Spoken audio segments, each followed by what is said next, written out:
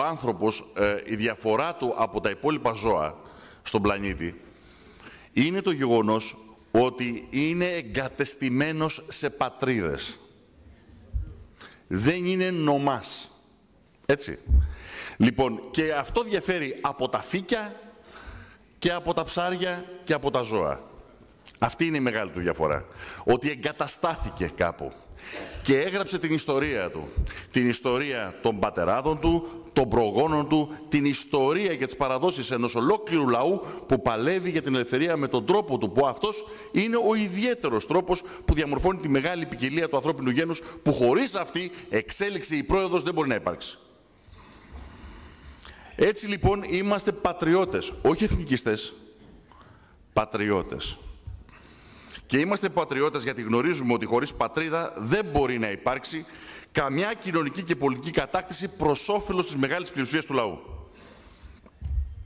Ορισμένοι λένε, και αυτό το ξέρουμε γιατί είναι μια από τις καθημερινότητές μας, ιδιαίτερα όταν προσεγγίζουμε χώρους και σχήματα της αριστεράς, ότι ο αγώνας είναι ταξικός.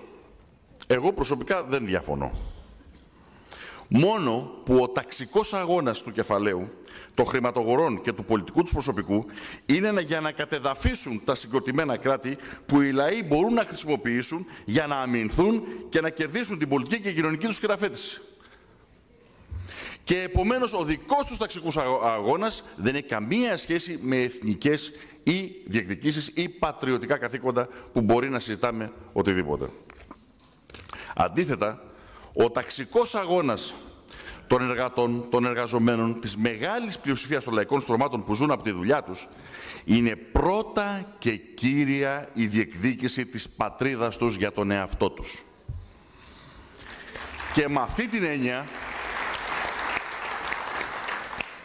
την έννοια, να κερδίσουν το δικαίωμα οι ίδιοι εργαζόμενοι να είναι νοικοκύριδες και αφεντικά στον τόπο τους. Αυτό είναι το υπέρτατο ταξικό αίτημα της εποχής μας απέναντι σε μια παγκοσμιοποιημένη δικτατορία του κεφαλαίου και των αγορών.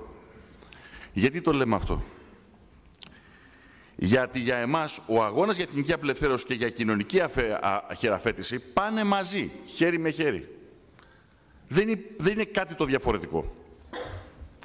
Δεν μπορεί να γίνει διαφορετικά, ούτε ήταν ποτέ διαφορετικά στην ιστορία των κοινωνικών αγώνων και των λαϊκών αγώνων.